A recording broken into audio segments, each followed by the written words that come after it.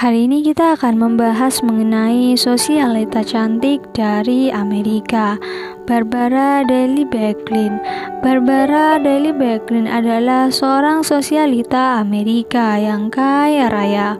Dia mantan istri dari Brooks Becklin yang merupakan cucu dari Leo Becklin, penemu plastik Becklin. Sayangnya, dia tidak cukup dekat dengan anak sematawayangnya. Anak sematawayang inilah yang nantinya akan membuat dirinya menderita. Bagaimana ceritanya? Tonton sampai habis ya. Sekarang kita masuk ke latar belakang. Barbara lahir pada tanggal 28 September 1921. Dia dibesarkan di Cambridge. Pada Januari 1933, ketika Barbara berusia 11 tahun, ayahnya yang bernama Frank menghabisi nyawanya sendiri dengan cara meneguk karbon monoksida dari knalpot mobilnya yang berada di garasi. Setelah mendapat bayaran asuransi jiwa, Barbara dan juga ibunya pindah ke New York City dan tinggal di sebuah hotel Delmonico. Sebagai seorang wanita muda yang tinggal di New York City, Barbara menjadi sosialita terkemuka. Dia dikenal karena kecantikannya yang luar biasa. Dia sering berpose untuk pelukis dan juga model dengan Vogue dan juga Harper's Bazaar. Status sosial dan juga kecantikannya membuatnya sering diundang ke pesta-pesta masyarakat kelas atas. Hal inilah yang memungkinkan Barbara sering berkencan dengan berbagai pria pengagumnya yang kaya. Di sisi lain, Barbara juga memiliki masalah kesehatan mental persis seperti ibunya dan merupakan pasien dari psikiater Fortes Kennedy. Pada suatu hari, Barbara mendapatkan undangan ke Hollywood untuk casting film bersama dengan aktor dan Andrew. Pertemuannya dengan Andrew tidak hanya mengarah pada kesuksesan film, melainkan di luar itu mereka berdua bersahabat. Andrew kemudian memperkenalkan Barbara kepada adik laki-lakinya yang bernama Brooks, seorang pilot peserta pelatihan di Royal Canadian Air Force. Barbara dan juga Brooks akhirnya berkenalan dan mereka sering berkencan. Mereka berdua merasa cocok. Meskipun seperti itu, Barbara tidak hanya berkencan dengan Brooks, melainkan juga berkencan dengan pria lain. Di situ Barbara berbohong kepada Brooks Becklin. Dia mengatakan bahwa dirinya hamil. Mendengar hal itu, Brooks mau tidak mau harus menikahi Barbara. Akhirnya mereka berdua menikah di California. Pada saat menikah, Barbara mendaftarkan profesinya sebagai pelukis, sedangkan Brooks mendaftarkannya sebagai penulis. Setelah menikah, Barbara dan juga Brooks mendirikan rumah di sebuah apartemen mewah di New York, di mana mereka berdua mengadakan pesta makan malam yang sangat mewah untuk teman-teman mereka, termasuk Grete Garbo, Terence William Sitrom, dan juga Yasmin Khan. Seiring berjalannya waktu, Barbara menjadi semakin terkenal. Bagi sebagian orang, Barbara sedikit berbeda karena memiliki kepribadian yang tidak stabil, dan Barbara sering mengalami serangan depresi berat. Barbara juga sering minum dan juga pasangan Barbara yakni Brooks sering melakukan perselingkuhan. Hingga pada suatu hari, Barbara melahirkan seorang putra yang mereka beri nama Anthony Becklin, lahir pada tanggal 28 Agustus 1946. Dari musim panas tahun 1954, waktu itu Anthony berusia 8 tahun. Keluarga Becklin menjalani kehidupan musiman dengan nomaden, mempertahankan rumah mereka di New York, sementara sebagian besar waktu mereka dihabiskan di Eropa. Mereka sering menyewa rumah dan juga villa di London, di Paris, Zermatt, dan juga kebanyakan di bagian Italia. Barbara dan juga Brooks terus hidup mewah, menjamu tamu-tamu dan juga berselingkuh. Sejak tahun 1960 dan juga seterusnya, keluarga ini banyak menghabiskan waktunya di apartemen di Paris, di mana waktu itu ada sebuah pesta dan juga Brooks bertemu dengan putri seorang diplomat Inggris yang berusia sekitar 15 tahun lebih muda darinya. Karena Brooks sudah tergila-gila dengan seorang putri diplomat, akhirnya Brooks meminta cerai kepada Barbara. Namun disinilah justru Barbara kemudian mencoba untuk menghilangkan nyawanya sendiri jika Brooks menceraikannya. Pada tahun 1967, saat keluarga itu tinggal di Swiss dan juga racer Spanyol, Anthony yang sudah beranjak usia 20 tahun bertemu dengan Jack Cooper, seorang pria Australia biseksual. Jack memperkenalkan Anthony ke berbagai obat halusinogen. Mereka rela pergi ke Maroko untuk mendapatkannya. Anthony dan juga Jack juga diduga memulai hubungan percintaan meskipun hal ini dibantah oleh Jack.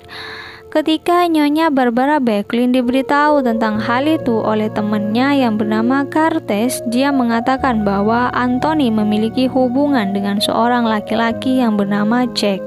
Setelah mendengar hal itu, Barbara kepanasan. Barbara marah. Segera dia melakukan perjalanan dengan mobil ke Spanyol untuk membawa putranya itu kembali pergi ke Swiss. Namun di perbatasan Prancis, Anthony diketahui tidak memiliki paspor.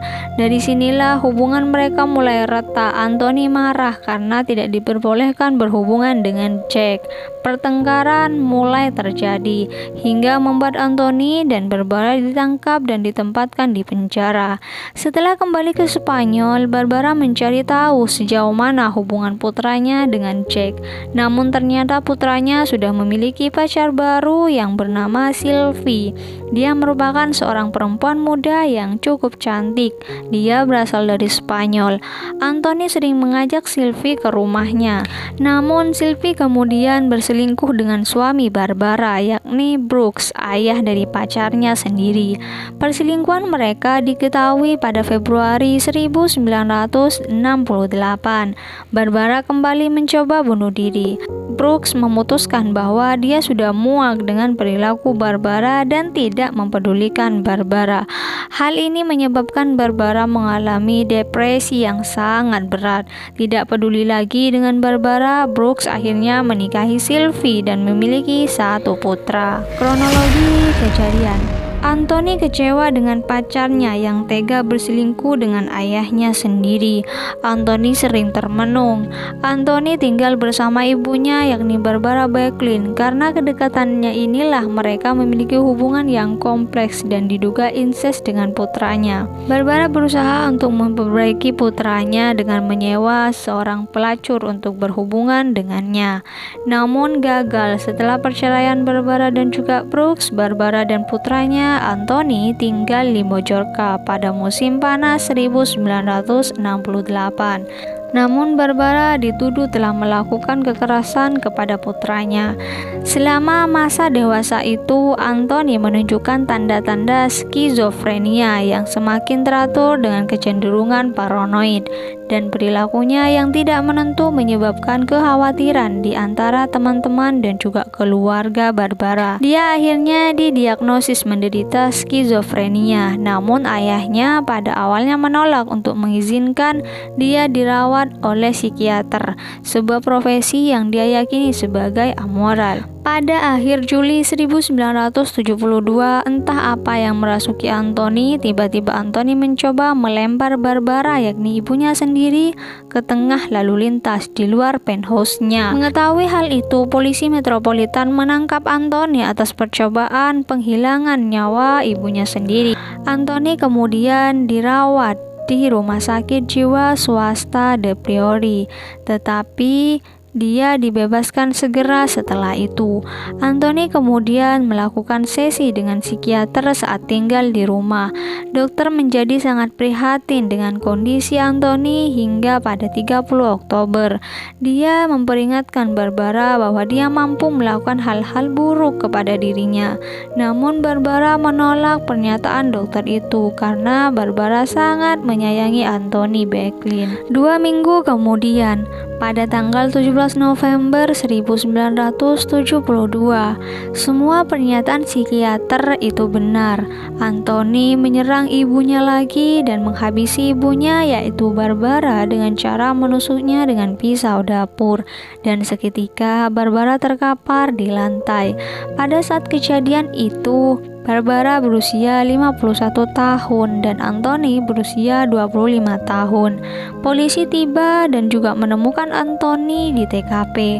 Dia kemudian mengaku dan didakwa dengan penghabisan nyawa. Anthony dibawa ke lembaga rumah sakit Broadmoor hingga 21 Juli 1980 dan atas desakan sekelompok temannya, Anthony dibebaskan. Setelah dibebaskan, Anthony kini berusia 33 tahun. Dia terbang ke New York City untuk tinggal bersama neneknya yang berusia 87 tahun bernama Dini Daly. Hanya 6 hari setelah pembebasannya pada tanggal 27 Juli, dia menyerang neneknya dengan pisau dapur persis seperti dia menyerang ibunya. Dia menusuknya 8 kali dan mematahkan beberapa tulangnya. Anthony kemudian ditangkap oleh Departemen Kepolisian di kota New York. Dia didakwa dengan percobaan penghilangan nyawa dan dikirim ke penjara Pulau Rikers. Setelah 8 bulan penilaian oleh tim psikiatris di Pulau Rikers, dia mengharapkan untuk dibebaskan dengan jaminan pada sidang pengadilan pada tanggal 20 Maret 1981. Namun, kasus ini ditunda oleh hakim karena keterlambatan dalam transfer medisnya. Anthony kembali ke selnya pada pukul 3:30 pada tanggal 20 Maret 1981 dan dia ditemukan tak bernyawa. Dia menghabisi nyawanya sendiri 30 menit kemudian, tercekik oleh kantong plastik. Itulah cerita mengenai kehidupan Barbara Becklin dan juga anak sematawayangnya. Bagaimana menurut kalian? Silakan di komen di kolom komentar. Semua informasi yang disampaikan dari awal hingga akhir berdasarkan artikel-artikel yang sudah tersebar di internet. Terima kasih untuk kalian yang sudah nonton sampai habis. Jangan lupa di like, komen, serta share ke sosial media kalian. Jangan lupa di subscribe juga. Kita ketemu di konten-konten selanjutnya. Terima kasih.